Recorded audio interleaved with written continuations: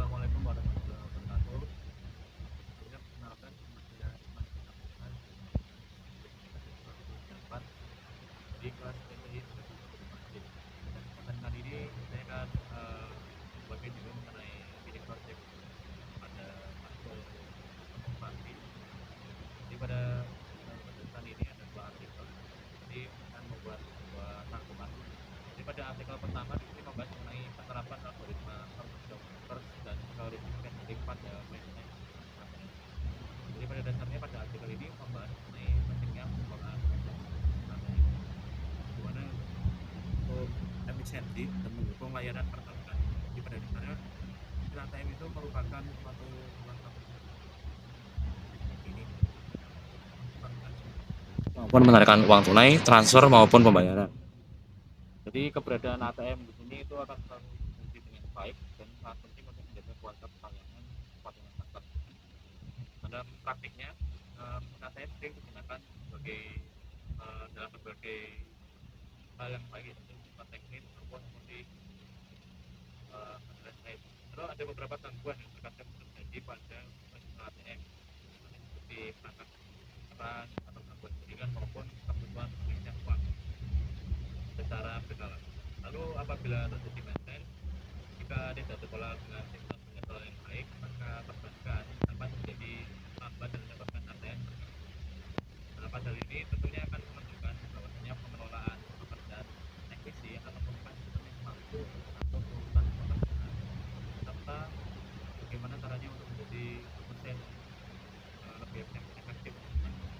Lalu pada penelitian pada artikel pertama ini menunjukkan bahwasanya untuk mencoba bagaimana mengatasi permasalahan tersebut dengan menerapkan sistem algoritma penjadwalan yang yaitu seperti server atau siap dan cognitive scheduling.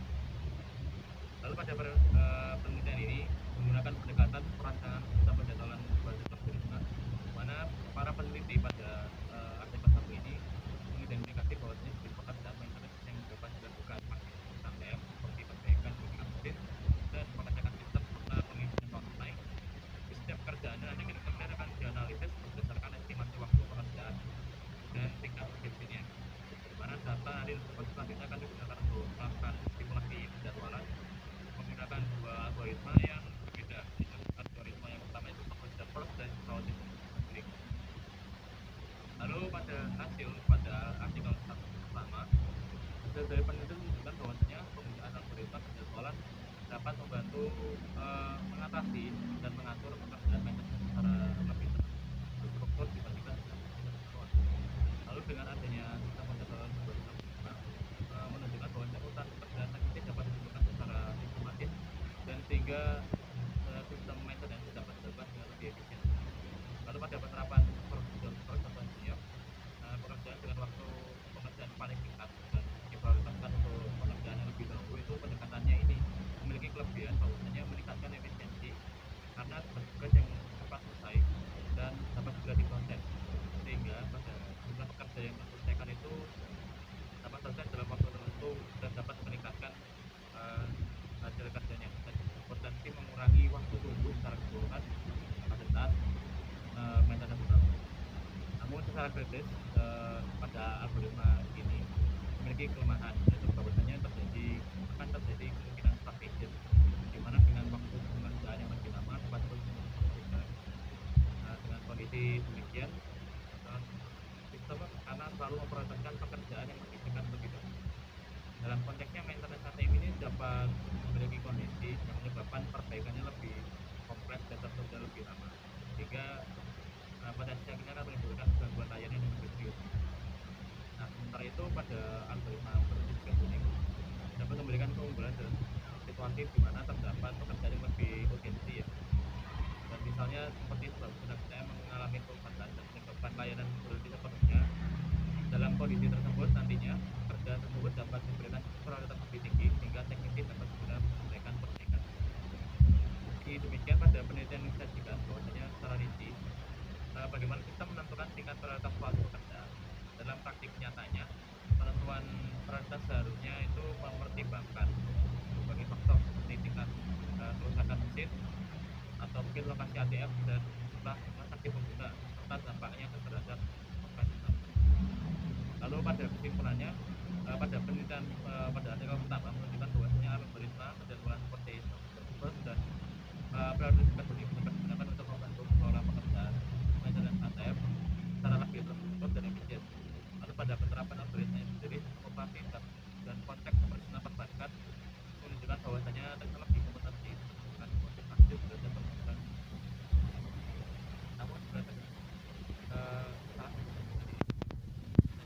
beberapa keterbatasan terutama dalam hal kurangnya pengujian empiris belum adanya jadi oleh karena itu penelitian lebih lanjut akan diperlukan untuk penelitian lebih lanjut pada artikel satu ini terutama pada lingkungan operasional ATM yang besar. Lalu lanjut ke artikel kedua. Pada artikel kedua ini membahas mengenai keamanan kernel pada sistem operasi pada artikel kedua ini eh, kernel itu merupakan suatu komponen inti dalam sebuah sistem operasi yang bertanggung jawab untuk mengelola berbagai sumber daya komputer seperti memori, perangkat keras, serta komunikasi antara perangkat lunak dan perangkat lunak. Lalu dalam perkembangan teknologi saat ini sistem operasi seperti Linux dan Windows menghadapi berbagai ancaman seperti semakin kompleksnya serangan siber, lalu menargetkan kernel dengan menguasai kernel penerangan juga dapat akses tertinggi atau privilege access. Oleh karena itu pada artikel kedua ini keamanan kernel menjadi suatu aspek yang penting untuk dibahas dalam pengembangan sistem operasi. Lalu dalam penelitiannya pada artikel kedua ini menggunakan metode studi teratur untuk menganalisis berbagai mekanisme keamanan serta yang menggunakan untuk sistem operasi modern. Nah, dalam pendekatan ini para peneliti pada artikel kedua mengidentifikasi berbagai teknik yang digunakan. Misalnya untuk meningkatkan keamanan kernel seperti address space, layout standardization, integrasi buffer overflow, lalu kernel handling, serta mekanisme kontrol akses lebih ketat. Lalu pada hasil pembahasannya yang pada artikel kedua ini, para peneliti berhasil menunjukkan bahwasanya sistem operasi modern itu menggunakan teknik keamanan untuk melindungi kernel dalam konteks dari serangan cyber. Salah satu teknik yang digunakan untuk menggunakan mereka secara umum menggunakan address space layout standardization atau ASLR. Dan teknik ini bekerja untuk mengacak lokasi memori dari program yang dijalankan sehingga penyerang nantinya akan lebih sulit untuk memprediksi alamat memori yang ingin divisualisasi. Lalu dengan adanya pengacakan ini serangan percepatan perencanaan memori jadi lebih sulit untuk dilakukan. Namun secara pembahasan lebih lanjut, ASLR ini bukanlah mekanisme keamanan yang sempurna. Bahwasanya dalam beberapa kasus penyerangan masih dapat melewati perlindungan ASLR melalui teknik seperti information leak, yaitu memperoleh informasi dari alamat memori, lalu menunjukkan bahwasanya ASLR harus dikombinasikan dengan mekanisme keamanan lainnya untuk memberikan kemudahan lebih efektif. Lalu selain itu juga peneliti menyoroti bahwasanya mitigasi buffer overflow, yaitu teknik yang digunakan untuk mencegah melakukan kesalahan dalam pengelolaan memori program. Dalam konteksnya buffer overflow ini adalah memperoleh akses yang tidak sah ke dalam sistem.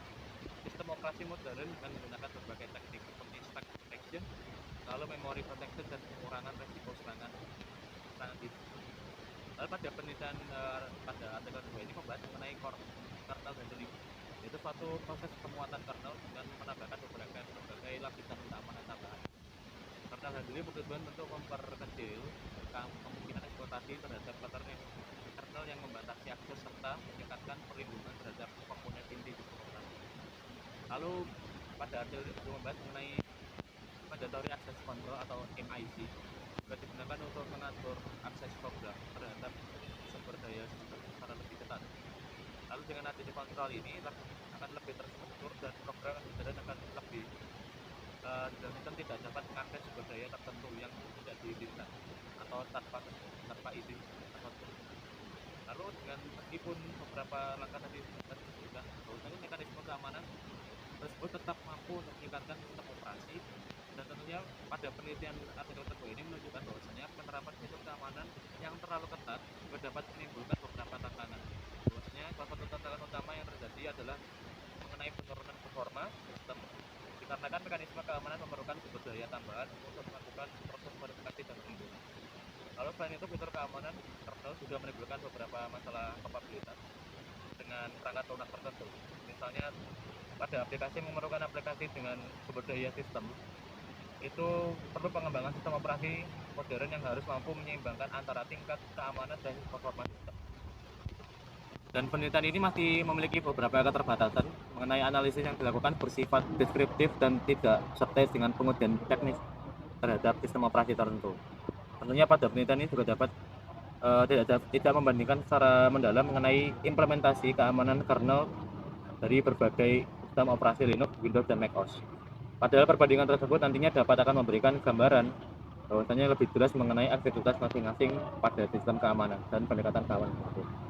Mungkin sekian dari rangkuman yang dapat saya berikan mengenai penugasan mini project pada minggu kelima ini.